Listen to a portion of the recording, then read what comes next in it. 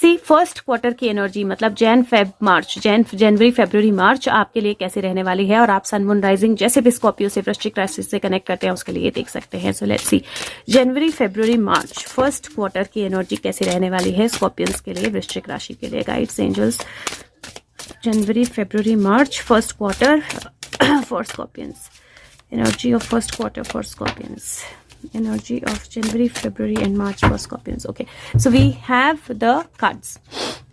Energy of January February March. पहला card जो मुझे यहाँ पर दिखाई दे रहा है that is the fool card. ना फूल कार्ड जो होता है वो नई शुरुआत की एनर्जी होती है, नई बिगिनिंग की एनर्जी होती है, लीप ऑफ फेथ लेने की एनर्जी होती है, अपने पुराने स्टक सिचुएशन से बाहर निकलने की एनर्जी होती है, चीज़ों को नए नज़रिए से देखने की एनर्जी होती है, अपनी लर्निंग्स अपने एक्सपीरियंसेस जो हैं दोबारा से शुरू करने की एनर्जी होती है। और ये साल जो है वो डेफिनेटली आपके लिए नई बिगिनिंग्स लेकर आएगा। All aspects of your life कहीं ना कहीं आप एक नया स्टेप लोगे, एक नया कदम बढ़ाओगे, किसी चीज को लेकर आप लीप ऑफ फेथ लोगे या फिर कुछ नया आपकी लाइफ में शुरू हो सकता है जनवरी के साथ ही, बिकॉज 0 है as soon as the year begins. ना दूसरी एनर्जी जो है यहाँ पर 9 ऑफ वॉन्ड्स की एनर्जी है। 9 ऑफ वॉन्ड्स की एनर्जी जो है बेसिकली बोलती है कि आपको प्रिपरेशन जो है वो बहुत इंपॉर्टेंट रहने वाली है। तो यहाँ पर अगर देखें तो वो छुपा हुआ है, उसके पीछे एक वॉन्ड है, उसने बाकी सारी वॉन्ड्स लगा दी है, उनको एक्टिवेट कर दिया है। नाउ इस डेविल को पकड़ना आसान हो जाएगा, क्योंकि अदरवाइज वो सीधा अटैक करता तो वो पकड़ना आसान नहीं होता। तो चुप के वार करना भी कई बार जरूरी होता है। तो अपनी प्रिपरेशन करना, जिस भी चीज को आप कंप्लीट करना चाहते हो, जिस भी चीज को लेकर आप आगे बढ़ना चाहते हो, उसको लेकर प्रिपरेशन करना और सही समय का इंतजार करना, ये बहुत ज्यादा जरूरी रहने वाला है। तो एक लीप ऑफ फेथ जहां पे मुझे एक बिगिनिंग, क्योंकि ये पूरा कंप्लीट वो है 0 से लेकर 9, दैट्स वेयर काउंटिंग शुरू होती है और अंत होता है। तो ये जो साल की एनर्जी है, जनवरी में जो भी चीज़ को लेकर आप लीप ऑफ फेथ लोगे, फरवरी में आपको बहुत सोच समझ के कदम उठाने पड़ेंगे, पूरी समझ के साथ और पूरी तैयारी के साथ कदम उठाने पड़ेंगे ताकि वो चीज़ जो है वो आगे जा पाए। और लास्ट कार्ड जो है यहाँ पर अगर आप देखें तो वाह 0, 9 और 10 की एनर्जी है, और 10 ऑफ सोर्ड्स की एनर्जी है। 10 ऑफ सोर्ड्स की एनर्जी आइडली कंप्लीशंस की, एंडिंग्स की एनर्जी होती है, पर नई बिगिनिंग की एनर्जी भी होती है। अब कार्ड देखकर डरने की जरूरत नहीं है, लेकिन अगर आप देखें तो बहुत सारी सोर्ड्स है, इसको बांधा गया है पहाड़ के साथ, लेकिन फाइनली वो नीज पे वापस आ गया है और उसने तलवार उठा ली है। और तलवार उठाने की देर है, वो अपने रस्सियां जो है काट सकता है और उससे आगे बढ़ सकता है या अपने लिए हेल्प ले सकता है। और आसमान में भी अगर देखें तो आपको ग्रीन और वायलेट बादल जो है वो दिखाई देंगे, एंड वायलेट जो है वो प्रोटेक्शन का कलर होता है, तो इसके लिए प्रोटेक्शन आ रही है। तो मुझे ऐसा लगता है दैट फर्स्ट क्वार्टर जो है वो कहीं ना कहीं आपके लिए एक टेस्टिंग फेज जो है वो लेकर आने वाला है। और आपको बहुत ध्यान रखना पड़ेगा कि आप बिना सोचे समझे कदम ना उठाएं, बिना सोचे समझे स्टेप ना लें। कोई नई शुरुआत हो सकती है, लेकिन सोच समझ के स्टेप लेना जो है वो सही किस्म की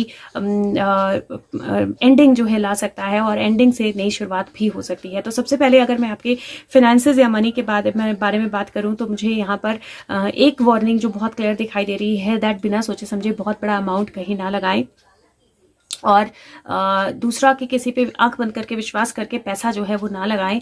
मनी को लेकर बजटिंग और समझ के सोच के डिसीजन लेना बहुत इंपॉर्टेंट रहेगा। हो सकता है कि आप प्रॉपर्टी में या किसी चीज़ में पैसा लगाएं और फिर वो पर्सन जो है वो सही ना निकले और वो पैसा जो है वो डूब जाए। दो आप प्रोटेक्टेड रहेंगे, किसी तरह की इंश्योरेंस या कोई चीज़ जो है वो आपको हेल्प कर देगी, लेकिन फिर भी अगर आप अवॉइड कर सकते हैं तो वो ज़्यादा बेटर रहेगा। अगर मैं रिलेशनशिप्स की बात करूँ फर्स्ट 3 मंथ्स में इसके 2023 के, तो मुझे लगता है रिलेशनशिप थोड़ी सी ट्रिकी हो सकती है।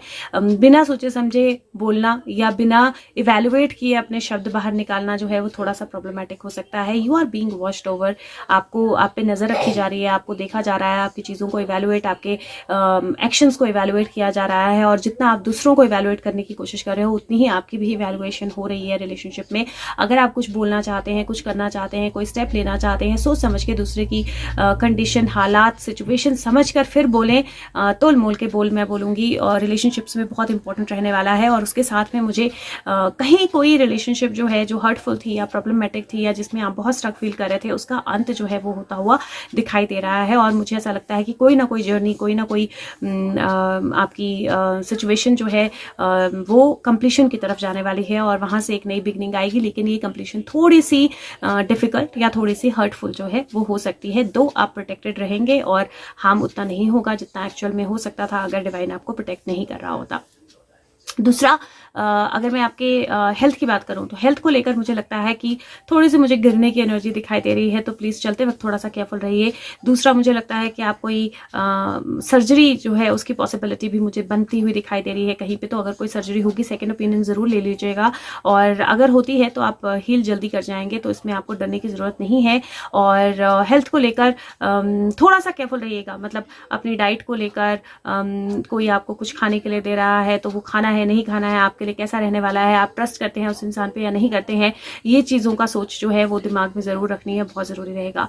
करियर को लेकर मुझे लगता है कि आप कोई स्टेप लेना चाहते हैं, हो सकता है आपने प्लानिंग की हो कि आप नई जॉब की तरफ जाएंगे, आप ये प्रेजेंट जॉब छोड़ देंगे, या आपने प्लानिंग की हो कि आप ग्रोथ के लिए बोलेंगे, या आप बात करेंगे, आप ट्रांसफर लेंगे, इस तरह की कोई भी प्लानिंग जो है बिना सोचे समझे उस पर एक्शन नहीं लेना है।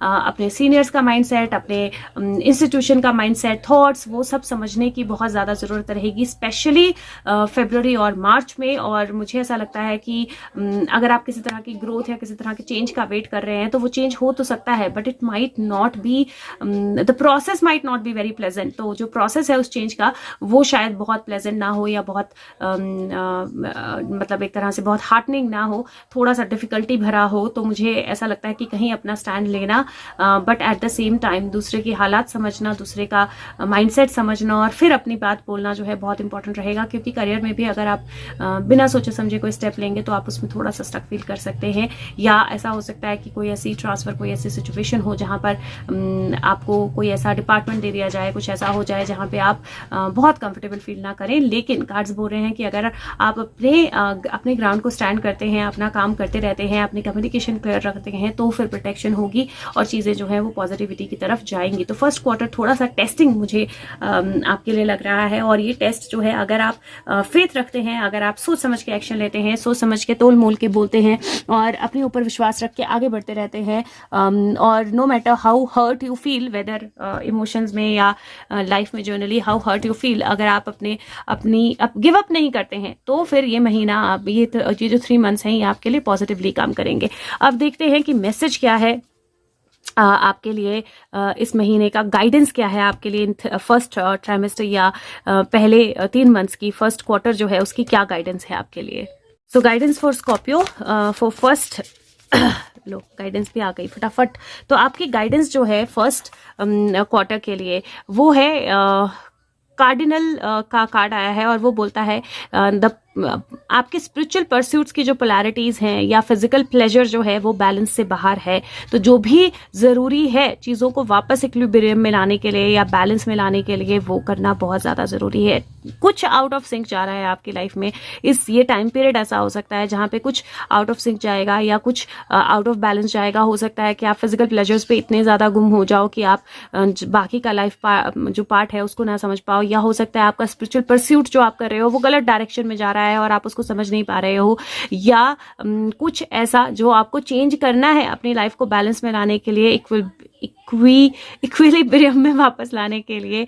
तो कुछ ऐसा आपको करना है जहां पे आपको अपनी लाइफ को बैलेंस में वापस लाना है, अपनी लाइफ को स्ट्रक्चर में वापस लाना है, अपने आप को स्टेबिलिटी में वापस लाना है, और कहीं ना कहीं जो 2 डिफरेंट एनर्जीज के बीच में आप पुश एंड पुल हो रहे हो, जहां पर एक तरफ स्पिरिचुअल और एक तरफ फिजिकल एनर्जीज बहुत ज्यादा पुश एंड पुल कर रही हैं, वहां पर बैलेंस जो है मिस हो सकता है। तो balancing is going to be the key and it is going to be very very important. तो मैं फिर से बोलूंगी कि अगर हो सके तो इस टाइम पीरियड में फर्स्ट क्वार्टर में अपने आप को बैलेंस रखिए, सोच समझ के डिसीजंस लीजिए, बहुत ज्यादा किसी भी एक तरफ बहुत ज्यादा टिल्ट मत हो जाइए, किसी भी एक सिचुएशन, एक पर्सन की तरफ बहुत ज्यादा टिल्ट मत हो जाइए, किसी भी एक एक्शन की तरफ बहुत ज्यादा टिल्ट मत हो जाइए। बहुत इंपॉर्टेंट रहेगा ये क्वार्टर आपके लिए, और सही डिसीजंस लेना। अब देखते हैं नेक्स्ट क्वार्टर की एनर्जी कैसी रहने वाली है।